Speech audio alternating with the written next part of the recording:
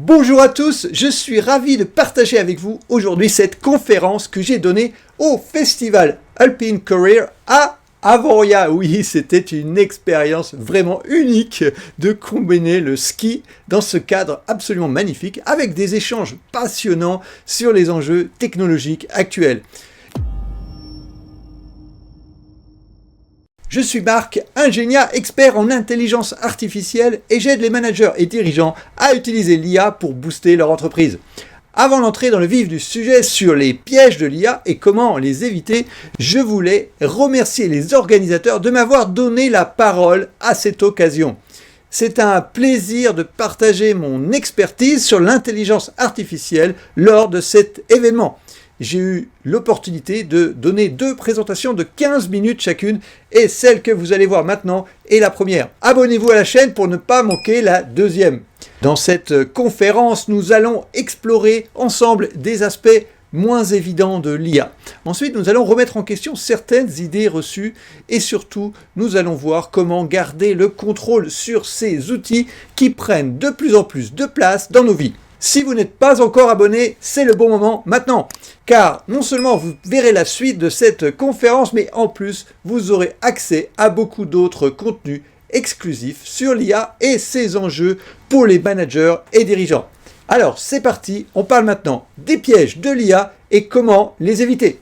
Quelles sont les précautions à prendre pour utiliser de manière éthique et sécurisée ces outils de l'IA ? Alors effectivement, là, on vient beaucoup de parler des opportunités. Maintenant, on va parler des menaces parce qu'elles sont nombreuses et je suis sûr que tous autant que vous êtes, vous n'en avez pas forcément tout de suite conscience. Alors, si vous reprenez votre Kahoot, je voulais faire un petit sondage avec quelques questions.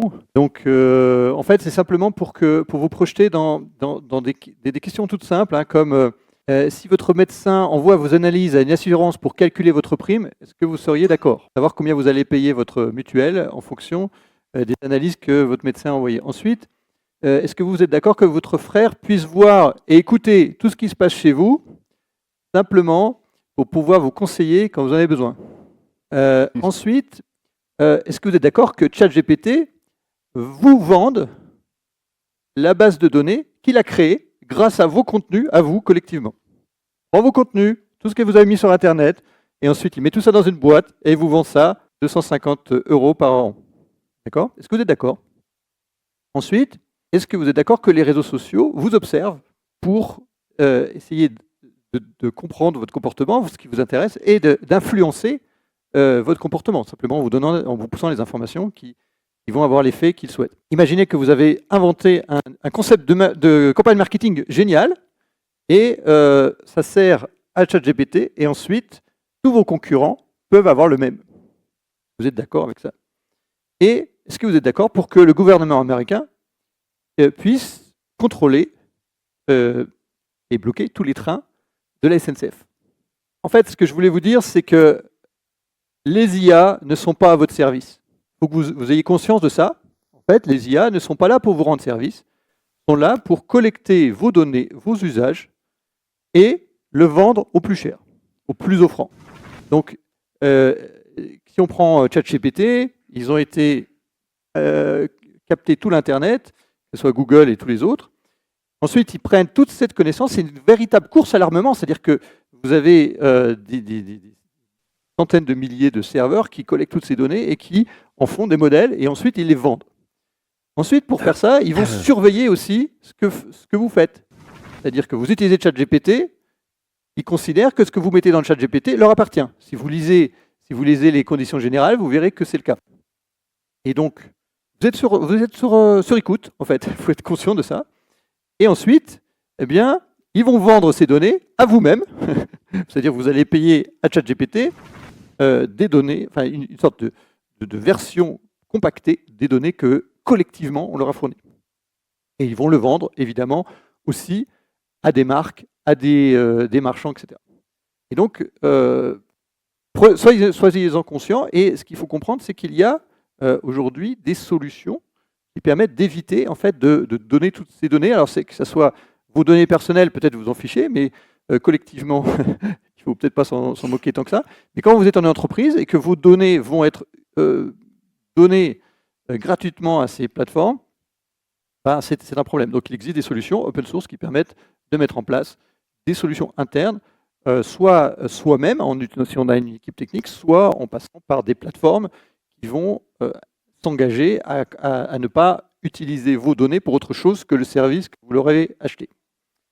Voilà. Et donc ça, il faut en être conscient. Pour l'instant, peu de gens en sont conscients, mais vous allez voir, il va y avoir des gueules de bois dans quelques années, quand il va y avoir beaucoup de données, des usages de données qui seront vraiment terrifiantes.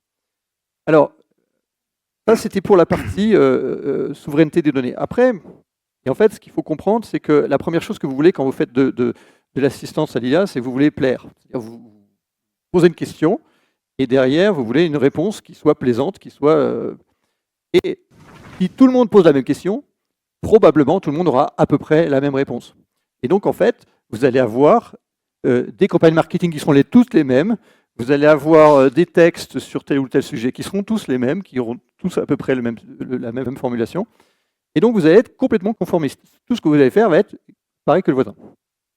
Et donc ensuite, qu'est-ce que vous voulez? Vous voulez rajouter de l'originalité. Pourquoi? Pour surprendre. Parce que vous voulez quelque chose d'original qui va faire que vous allez avoir quelque chose qui sort du lot. Mais ça restera toujours artificiel, parce qu'en fait, ça sera fait par une machine en totalement.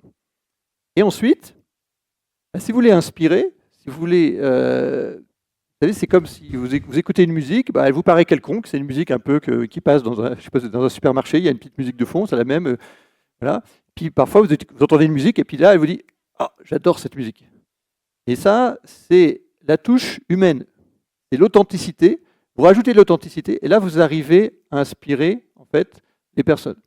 C'est pour ça que vous pouvez, et aujourd'hui c'est déjà le cas, il y a des gens qui créent des films, des courts-métrages, et des gens qui écrivent des livres qui sont passionnants, qui sont faits par des humains, avec une touche authentique, mais avec l'assistance de l'intelligence artificielle. Et là, vous avez le meilleur de monde. Et ça devient humain, c'est-à-dire qu'en fait, c'est un humain qui est augmenté par une intelligence artificielle, ce n'est pas une intelligence artificielle toute seule, et ça vous permet d'être unique, d'être utile, parce que ce qu'il faut comprendre, c'est que si vous faites tout faire par l'intelligence artificielle, vous ne servez plus à rien, en fait. C'est-à-dire que si vous êtes un employé, votre patron, il va dire « Ah ben, pourquoi je paye mon employé si je pourrais aussi appuyer sur le bouton ?» Et puis à la fin, le client, il va dire « Ah mais pourquoi je paye cette entreprise si moi-même, je peux faire la même chose tout seul ?» Et donc, si vous avez cette touche authenticité que vous apportez en complément de l'IA, ben, vous allez pouvoir durer et rester utile. Donc, vous allez encore avoir un job, en fait. Et donc, pour compléter ce qu'avait dit Jean-Christophe, donc répondre, c'est demander, c'est savoir demander, en fait, parce que la première chose, c'est que avec ce qu'on a appelé maintenant le prompt engineering, on a dit, bah voilà, il faut savoir poser la question. C'est ça, en gros. Mais avant aussi, il fallait savoir poser la question. Si tu parlais d'un stagiaire ou même un employé, si tu n'es pas capable de lui dire ce que tu veux, il ne va pas te faire ce que tu veux. C'est très probable. Et donc, aujourd'hui, c'est la même chose. Sauf que maintenant, on s'en est rendu compte parce que c'était vraiment bloquant. Avant, il y avait les humains, quand vous posez une question qui était mal posée, il a complété lui-même. Maintenant, la machine, non, elle attend que la question soit bien posée. Ensuite, ce qu'il faut comprendre, c'est que, j'en parlerai dans la session tout à la fin, il y a beaucoup de métiers, ils vont mourir, en fait. Ils ne vont plus exister du tout.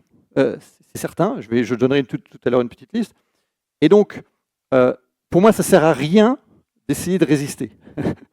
Il faut juste se dire, je vais me concentrer sur ce que l'IA, là où l'IA est faible.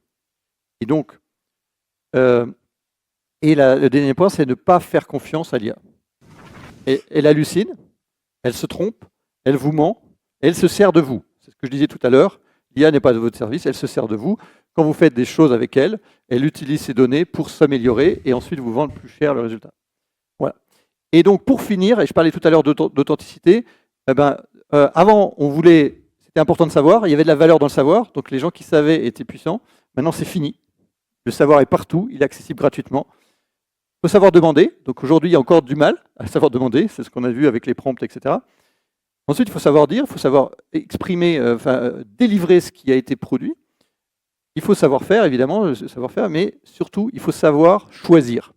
Ça, je pense que c'est la pierre angulaire aujourd'hui de l'utilisation de l'IA, c'est que vous posez une question, vous demandez à Midjourney de vous produire des images.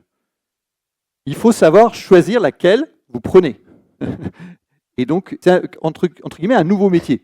Parce qu'avant, celui qui faisait, c'est celui qui choisissait. Maintenant, celui qui fait, c'est l'IA. Celui qui choisit, il doit avoir des critères pour choisir. Voilà. Donc, pour conclure, l'IA ne va pas vous remplacer. C'est plutôt, vous devez conserver votre pouvoir, c'est-à-dire que vous devez vous concentrer sur là où l'IA n'est pas capable. Et vous devez développer votre valeur ajoutée. Parce que si c'est facile, s'il suffit d'appuyer sur un bouton, s'il suffit de poser juste un prompt et avoir un résultat, soyez sûr que bientôt, on n'aura plus besoin de vous. Et donc, allez là où c'est difficile, parce que c'est là où vous allez conserver votre place. Voilà. Donc la question, c'est de se dire quels sont en fait les endroits où il y a encore de la place pour des humains et où l'IA aura plus de mal. Pour moi, il y a deux parties. Il y a ce qui est l'interface entre un humain et une technologie, c'est-à-dire là où un humain va pouvoir faire des choix, va pouvoir, ce que je disais tout à l'heure, savoir choisir. Ça, c'est la première partie, c'est vraiment l'émotion, l'authenticité. Et en fait, si on regarde aujourd'hui, il y a des caisses automatiques dans les supermarchés et les gens continuent, alors que c'est plus rapide, c'est plus simple, les gens continuent à aller voir la caissière. Pourquoi? Parce qu'ils ont envie d'un contact humain, ils ont envie d'une interaction. Et donc ça existera toujours. Et puis l'autre axe, c'est quand on a de l'IA qui va dans la vraie vie, qui va dans le monde matériel, c'est pas le monde de la connaissance, c'est pas du contenu, que ce soit de l'audio, etc. Mais c'est par exemple, si vous êtes un plombier, bah, c'est des métiers qui sont aujourd'hui peu qualifiés, mais qui seront pas remplacés par de l'IA à court terme. De même que les maçons, etc. Alors, encore que les maçons, maintenant, avec l'impression 3D de bâtiments, ça va être un peu chamboulé. Et donc, si vous prenez par exemple dans le monde de la musique, il y a aujourd'hui des IA qui permettent de faire de la musique sur mesure. Vous dites ce que vous aimez, vous faites de la musique et vous avez une chaîne avec des chansons magnifiques. Et il y aura encore des chanteurs qui vont monter sur scène, qui auront des fans, parce qu'il y aura cette authenticité. Et ça sera peut-être que dans 20 ans, 30 ans, 50 ans, il y aura des robots humanoïdes qui montent sur scène et qui encensent une foule, peut-être. Mais en attendant, il y aura encore des gens qui vont faire des conférences comme on le fait. Voilà. D'accord. Alors, merci Marc du coup pour ces éclairages sur les problématiques et sur l'apprentissage de l'IA, la nuance qu'on peut y retrouver. On va continuer sur un souci éthique assez